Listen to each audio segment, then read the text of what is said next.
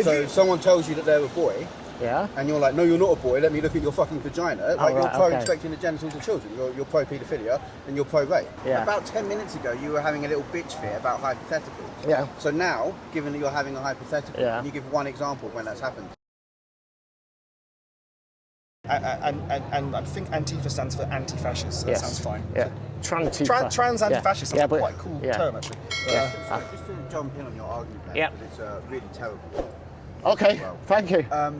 Really garbage. Give me yours. Give me your argument then. So if you think that fear is enough justification in order to preclude people from spaces they belong in, that's the argument that you just made, then you think that it is justifiable in the era of segregation era America for white people to exclude black people from the bathroom because they were afraid of them. Do you think that white people being afraid of black people is enough justification to legally preclude black people from bathrooms? I'm not talking about race. You're talking about fear. You're talking about fear. No. The argument you made was fear. Don't try and change the argument. Don't be a pussy. Stand on what you said. Don't call me a pussy. Well, don't be a pussy. Right, okay. You said that fear was enough of a reason to preclude people from going... I never said that at all. Yes, you did. That was the argument that you made. Okay, then cite the statistics, which he was asking, which you didn't answer because you don't know any, because you don't know anything.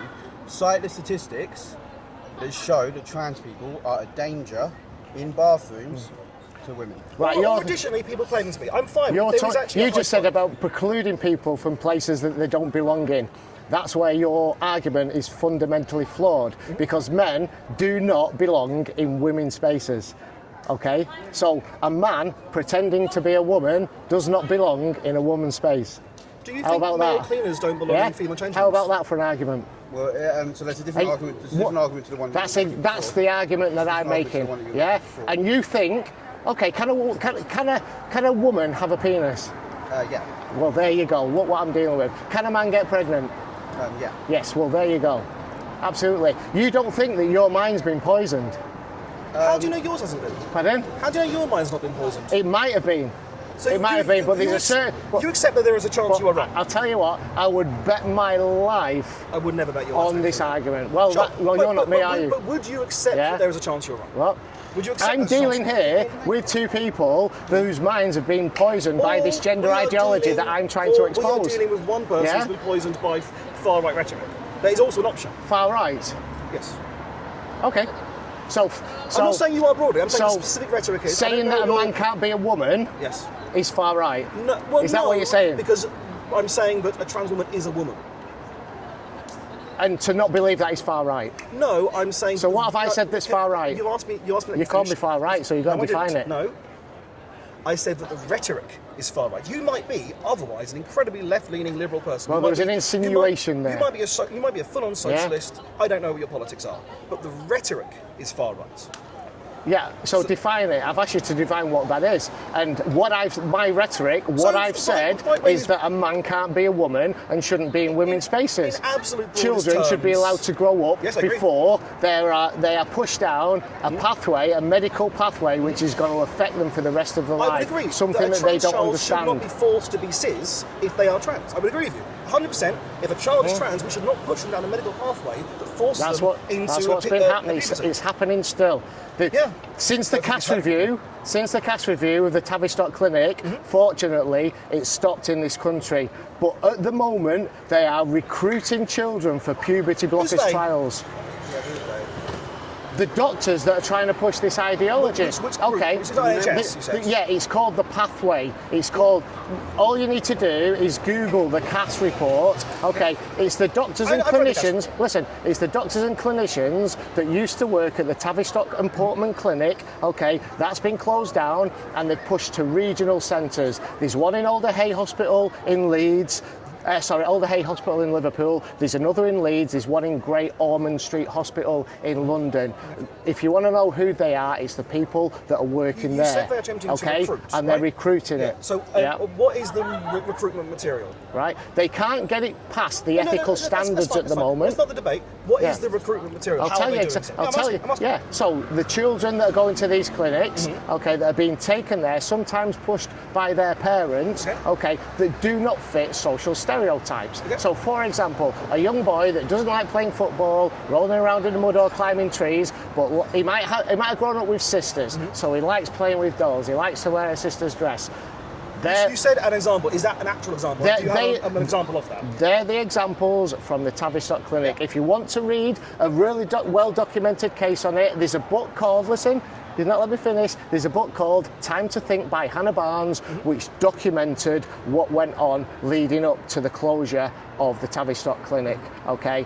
Hannah Barnes, and it's the only time I'll ever credit the BBC because I don't like the BBC, she was a Newsnight journalist, but she's got the biggest documented case of, she's got the best publicised book which led to the closing of that clinic. All right, it's called Hannah Barnes, it's called Time to Think.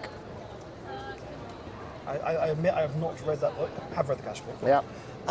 But yeah, so you're saying that they are they're bringing in, you're saying, a boy who doesn't like football, etc., and likes playing with dolls. It's so gender stereotypes. Sure.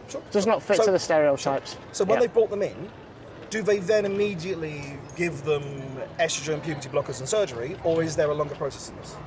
Okay, so it differed depending on what clinician that you got. Okay. Broadly speaking, let's go broadly speaking. It was like a lottery. Okay, so 35 clinicians left. 35 left. Let's do the worst example. The one that you is the most egregious example. What was the process? One to two sessions. Okay. 1 to 2 Sessions sessions of what? with a clinician, Okay. speaking about, about gender dysphoria. Okay, and they were recommended to the endocrine centre for puberty blockers. Okay. Yeah.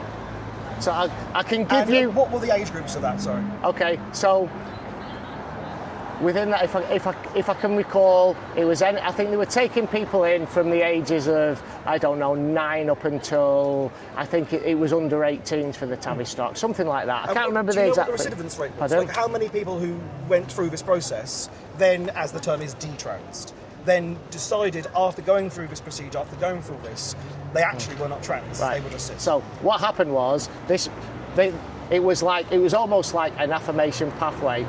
The reason why the book is called Time to Think is because it was told to them, it was told to the parents, it was told to the child, if we put you on these puberty blockers, it will give you some time to think. No, I'm aware of how it works. What I'm asking is how many people afterwards but were cis. I was about to answer it. Sorry? I was about to answer it, but you stopped me. Right? Yeah. So what they did is what they said to the child is, this will be time to think, okay? There'll be time to pause, time to think, and then you can explore whether, you are, gender dysphoric and trans or not. What they found out is virtually every single one of the children that were put on puberty blockers went on to take opposite sex hormones. There was 1 or 2 dropouts for whatever reason. So you said that happened. nearly everyone went on to take them. That is transition. No. What I'm saying is, for every single child, virtually every single child put on puberty blockers, right? And they said, it'll just be time to think, right? They went on to take opposite sex hormones. So an estrogen for a boy is what you're saying? Estrogen for a boy. So that would be almost 100%, you're saying then? Yeah. So they were correct? Yes. So they were right though. If they take these young children and say, do you think you might be trans? They give them a chance to think and they turn out they were right. That sounds like that the doctors were good at their jobs. Okay, that's one way of looking at it. There's another way of looking at it, that it's an affirmation of the child's delusion. Okay, that's one step affirming to a child who's been told that they were born in the wrong body. So it wasn't time to think at all. You basically remember a young kid doesn't change anything. It just means your hormones don't release. It stops a child developing into an adult. Physically, yes, I would agree with you. Yeah, it stops the receptors from picking up your natural hormones. Do you think if I gave you puberty blockers when you were 13, you would have become a trans woman? Say again? Do you think if when you were 13 years old, you were given puberty blockers? Yeah. Do you believe you would have become a trans woman? Well, I would have never been put on puberty blockers. The hypothesis here, you're saying that they've transitioned because they were put on puberty blockers and this process began. Do you believe yourself, if you were 10, 12, 13 years old, you went into it because your parents decided to do it for whatever reason, that's an unanswerable question. As a young kid, you know, I used to listen to what adults told me. Sure. Yeah, so I would have probably believed the adults. I'd have probably gone on and done that. So you were never obstinate as a child. You agreed with everything your parents said. Every medical test, you were like, definitely have this.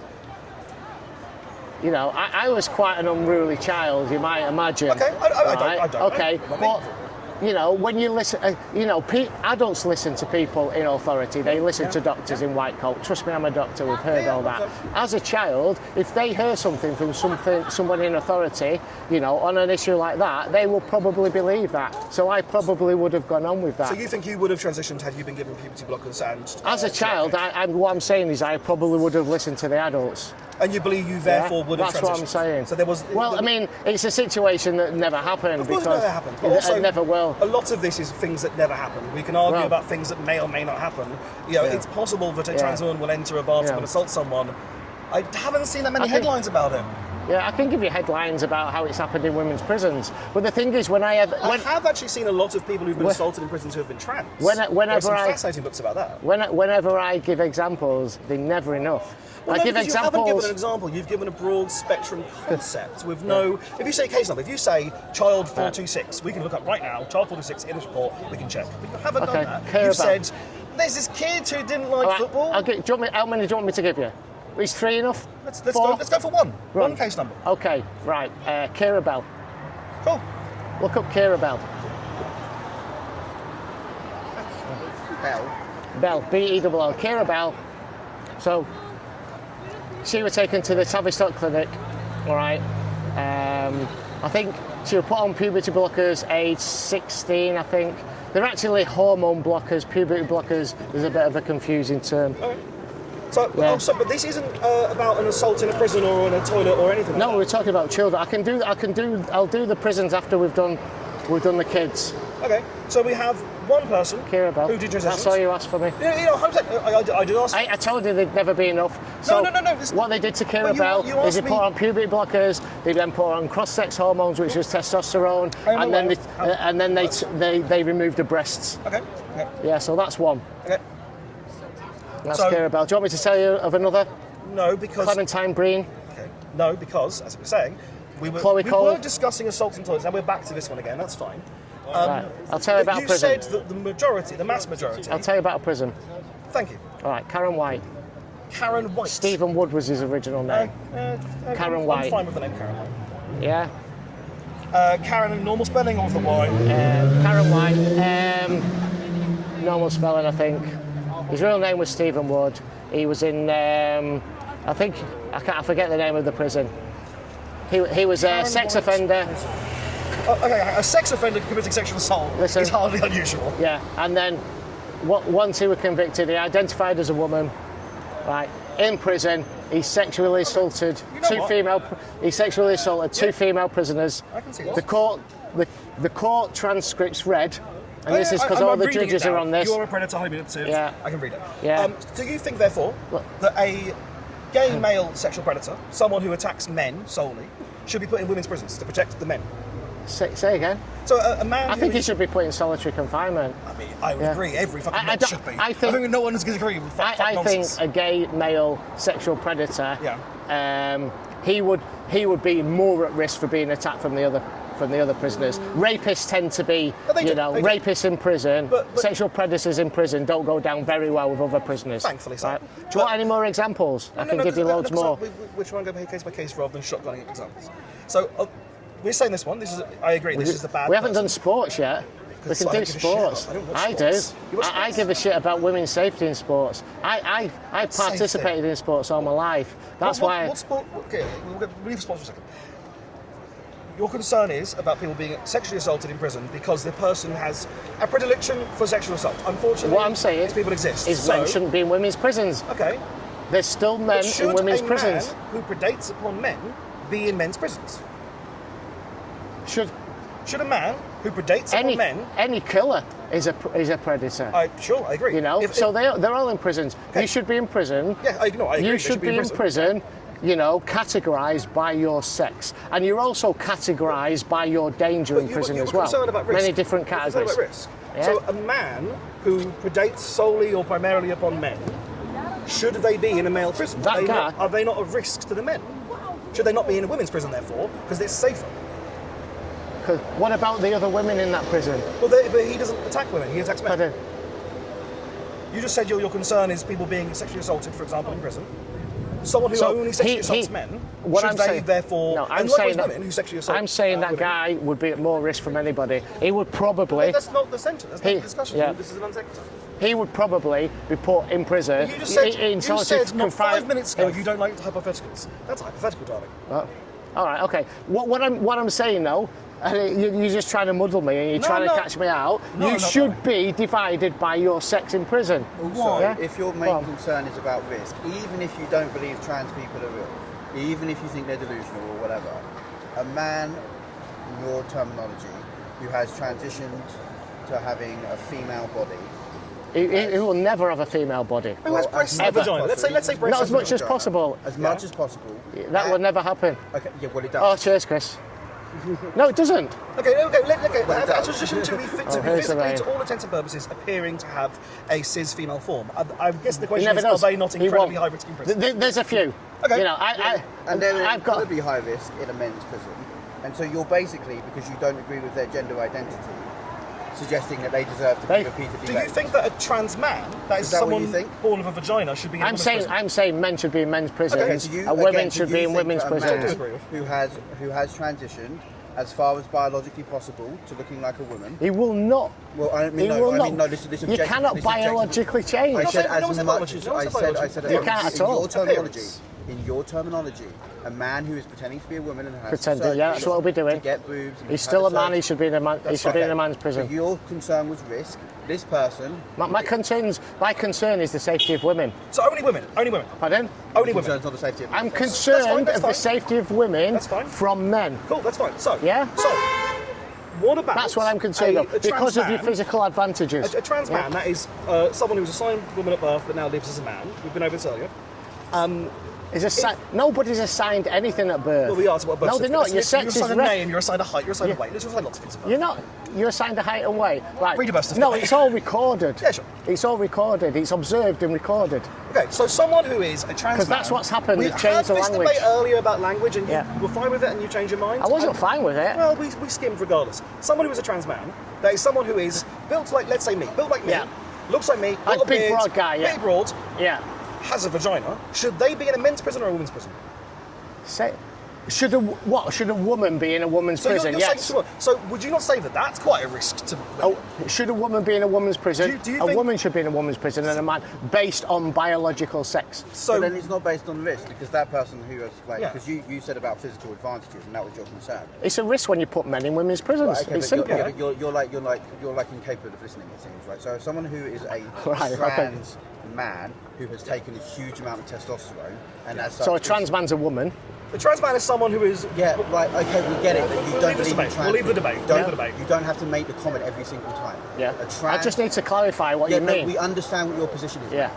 A trans man... My position is based on biological reality. Yeah, okay, we understand. If you want, we can correct you every time you say man. A trans man, someone who has taken a huge amount of testosterone and subsequently has a physical advantage over other women, you think they should be in a women's prison. But your concern earlier, and the reason that you thought that the sexes should be separated, was because of physical advantage. So trans man...